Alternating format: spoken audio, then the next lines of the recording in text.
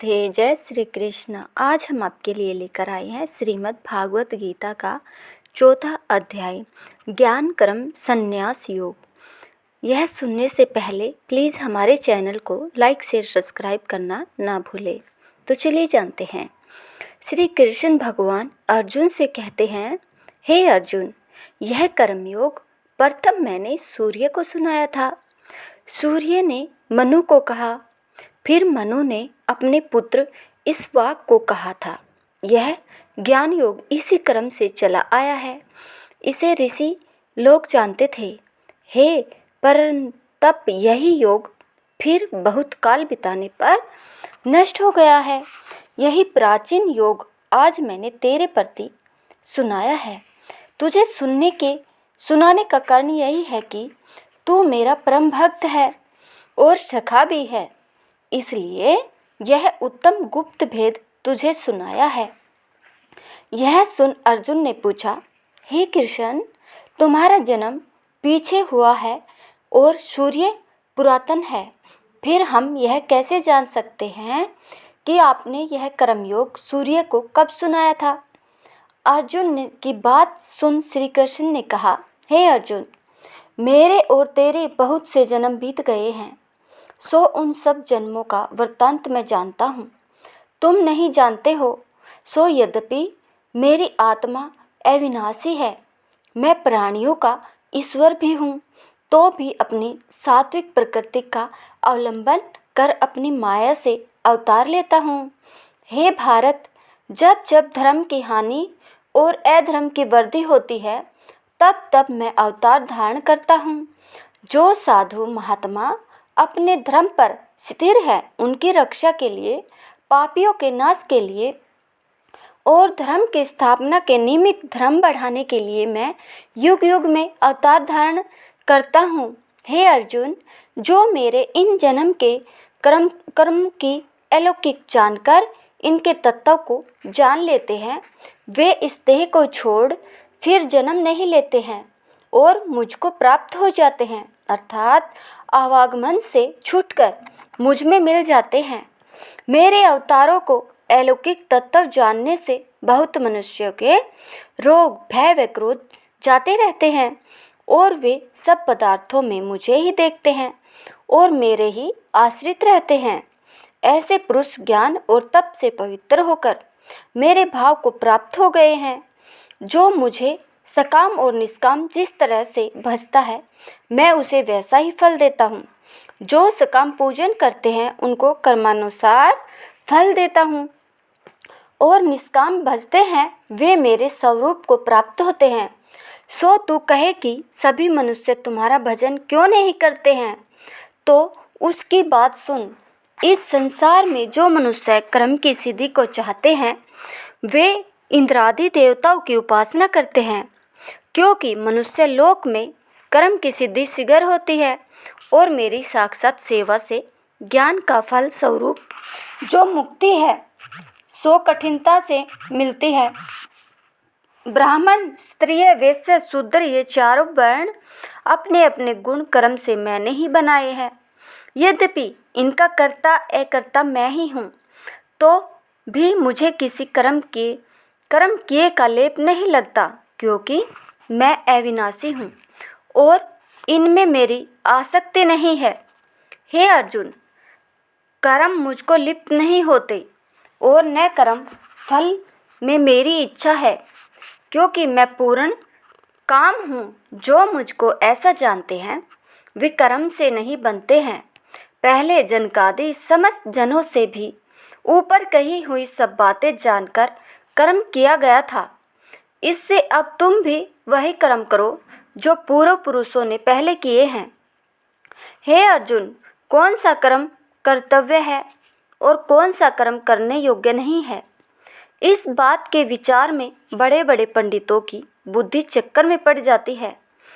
उसी कर्म का वर्णन मैं तुमसे करता हूँ, जिससे जानकर संसार के बंधनों से छूट जाओगे।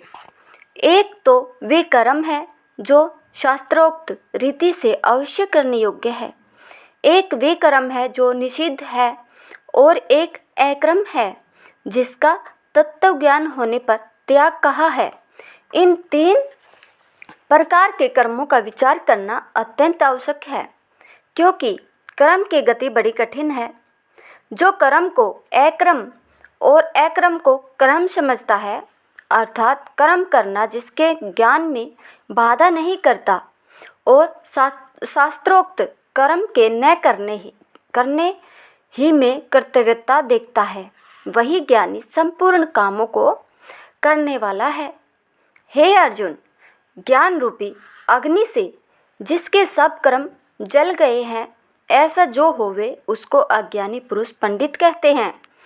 जो कर्म फल की इच्छा नहीं करता है और न ही उसमें आसक्ति रखता है और सबका आश्रय छोड़ नित्य तृप्त रहा है, यदि ऐसा मनुष्य कर्म में प्रवृत्ति रखता हो तो भी वह कुछ नहीं करता। जो संपूर्ण आशाओं को छोड़कर चित्त और आत्मा को वशीभूत कर सब संसारी झगड़ों से मुख मोड़कर केवल शरीर मात्र से कर्म करते हैं, वे भी कर्म बंधन से पीड़ित नहीं होते हैं। हे अर्जुन, जो पुरुष अपने आप मिली हुई वस्तुओं पर संतोष करते हैं, दुख सुख हानि लाभ से जिनके मन को वेदना नहीं होती, जो मत्सरता रहित है, जिसकी बुद्धि सिद्धि असिद्धि के समान है, वे कर्म करके भी बंधन में नहीं बनते हैं।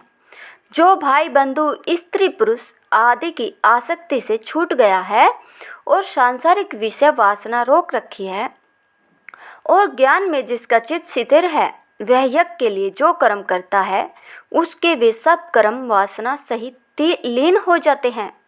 ब्रह्मा की अर्थ और ब्रह्मा की हवि तथा ब्रह्मा रूप अग्नि, ये ब्रह्मा ही ने दिया है।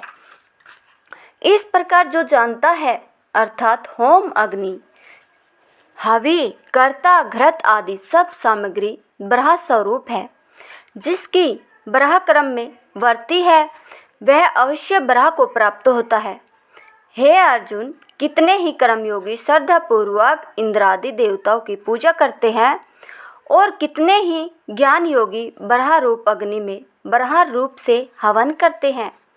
हे अर्जुन, कितने ही ऐसे योगी जो अपने नेत्र कान आदि इंद्रियों को संयम रूप शब्दादि विषयों को इंद्रिय रूप अग्नि में होम देते हैं।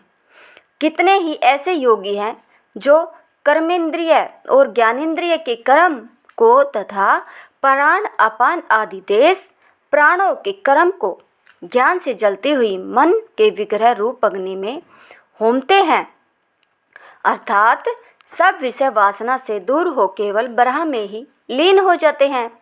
जो अपने नित्य में नियम में बड़े तत्पर है, उनमें से कितने ही द्रव्य दान के और कितने ही वेद का पठन पाठन रूप यज्ञ करते हैं।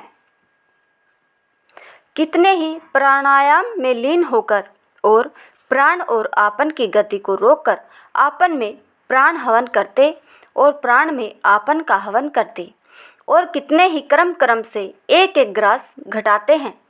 और ये जितने प्रकार के यज्ञ कहे हैं, सो सभी पापों को नाश करते हैं। जो यज्ञ शेष है, अमृत रूप अन्न का भोजन करते हैं, वे सनातन ब्रह्म को प्राप्त होते हैं। हे अर्जुन, जो यज्ञ नहीं करते हैं, उनको न यह लोक है न परलोक है।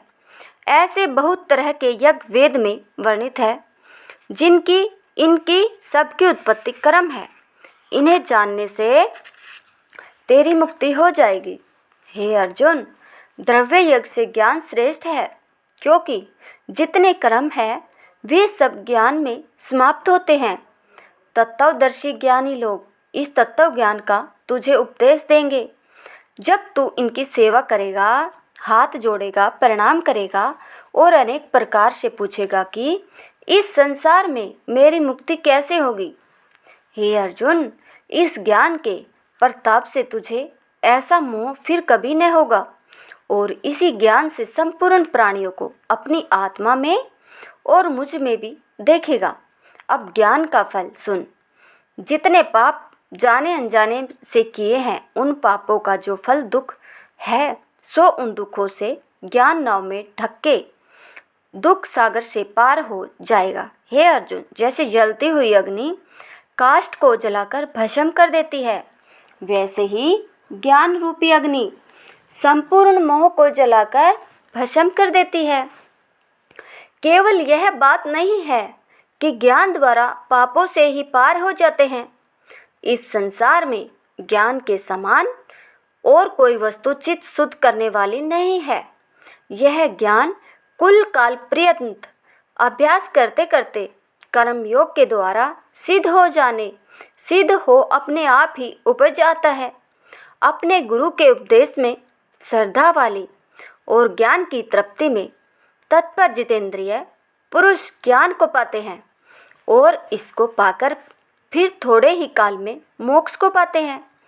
और जो अज्ञानी श्रद्धा रहित और जिनके मन में संदेह बना रहता है, वे नष्ट हो जाते हैं। संदेह रखने वाले को न इस लोक का सुख प्राप्त होता है और न परलोक का। उसको सुख नाम मात्र भी नहीं मिलता है। हे अर्जुन, ईश्वर आराधना रूप योग से जिसके सब संशय छिन्न भिन्न हो गए हैं, ऐसे आत्मज्ञानी पुरुषों को कर्म का बंधन नहीं होता। कर्म तो केवल लोक संग्रह के लिए है। हे अर्जुन, इन ऊपर कहे हुए हेतुओं से तेरे हृदय में जो अज्ञान से संदेह उत्पन्न हुआ है, उसको इस ज्ञान रूपी खड्ग से काट डाल और युद्ध रूप जो कर्मयोग उपस्थित हुआ है, उसके करने में संलग्न हो जा। अगला अध्याय हम दूसरे वीडियो में लेकर आएंगे। बोलो राधे राधे, जय श्री कृष्णा।